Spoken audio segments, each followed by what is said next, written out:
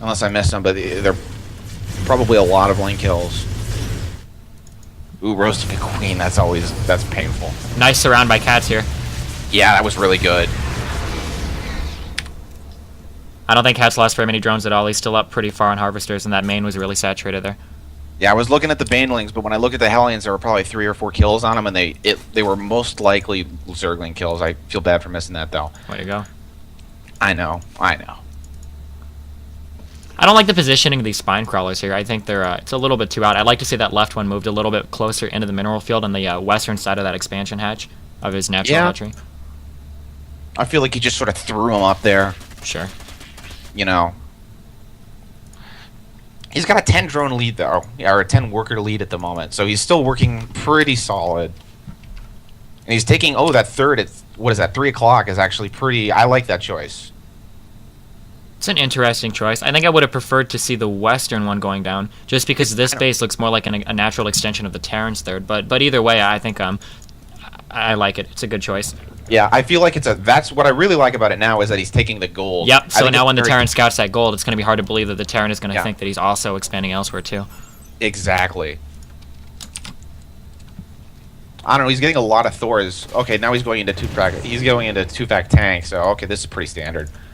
But the Marauders, a couple Marauders. Just mention it. Losing this Thor here is horrible. Coco's already behind unless the SUVs can surround it to repair. It looks like he'll save it. Yep. Do not doubt the mass repair. He's going to smartly back off. I'm sorry, my bad. I always forget how balanced Terran is versus Zerg in these situations. I know, and I know your thoughts very well. +1 almost to halfway done on the mutas. Nothing doing at this Evo chamber. I don't think any upgrades for Coco at the moment. Yeah, none except for siege mode.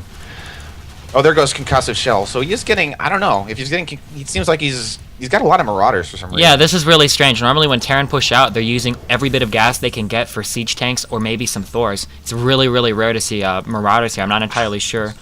There is my infestation pit. I knew you would not fail me, KatZ. Double gas down at this base, couple at the 3 o'clock base. So yeah, it looks like he's trying to get infestors, and this is pretty early for infestors. Sure.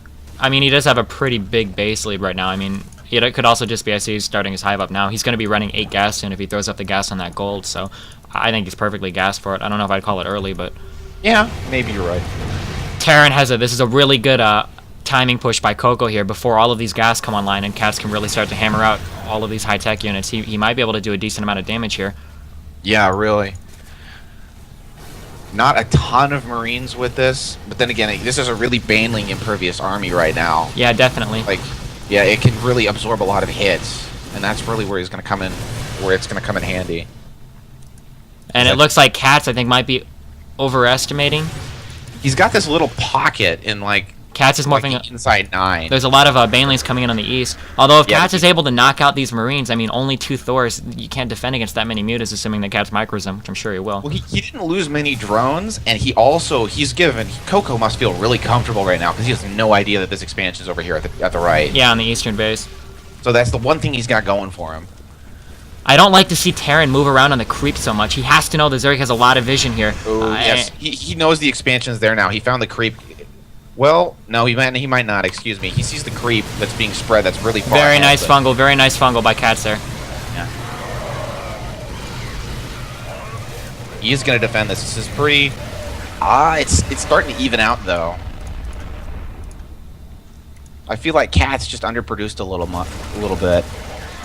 Coco's making a little bit of an error here. We just wasted a couple units. No, Coco. I still don't think Coco knows about that expansion to the east. Yeah.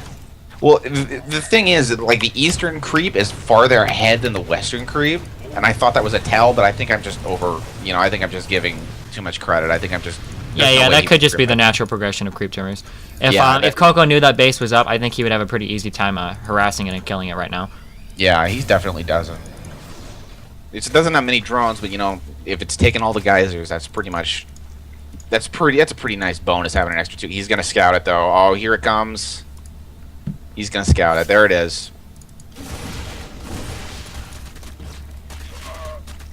Would have liked to have seen Coco pick up those units in that medevac there instead of letting that just kind of die, but... Yeah. Terran's getting his third established. I see he's got his fourth coming up in his expansion.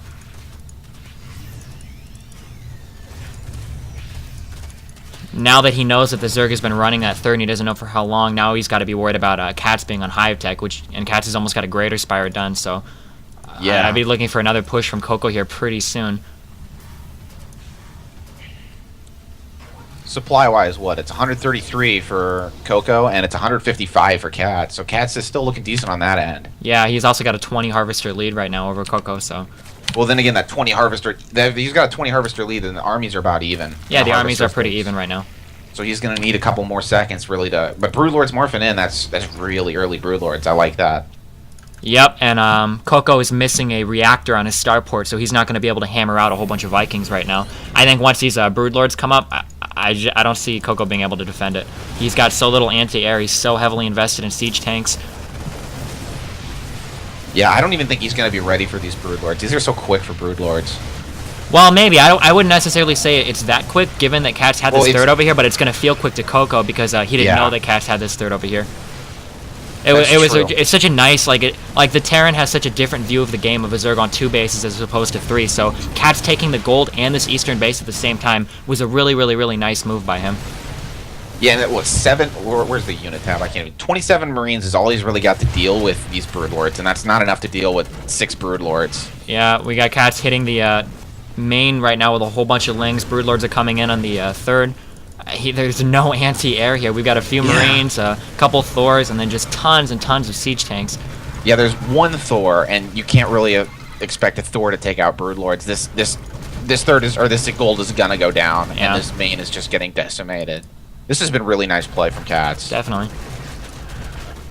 He looked a little shaky there for just a few minutes there when he got pushed and lost that gold, but I almost feel like he didn't drone that gold up like at all. I almost feel like that gold was just a nice little mind play. Yeah. And I mean, definitely, like I said, in a way, I mean, I think losing that gold might have even played into KatZ's victory more here, because the Terran got a little bit, maybe a little bit of a false sense of self-security there. He was able to go a whole bunch of tanks because he knew that the Zerg wasn't on 6 gas, when in reality, KatZ was.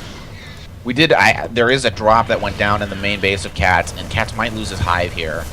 Oh, yeah. Fungal growth, that shit, man. Fungal, there, that's nice. I mean, even if he lost the hive at this point, I think it's inconsequential to how this game is going to end. I don't see Coco being able to fend off these Broodlords at all.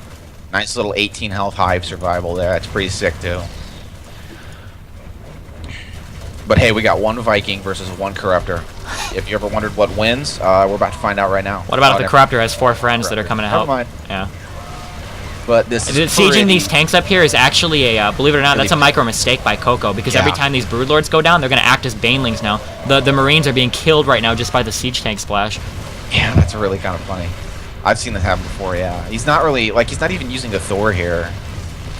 Yeah, I mean, Thors are fun. Thors are really nice. GG. There's a GG. Thors are nice because they splash, but I mean, one-on-one against air, Thors really aren't that powerful at all. That's why it's surprising to see Magic Box Mutas being so effective against them. Find out what the next map is from Coco. Go on to round 2. Yeah.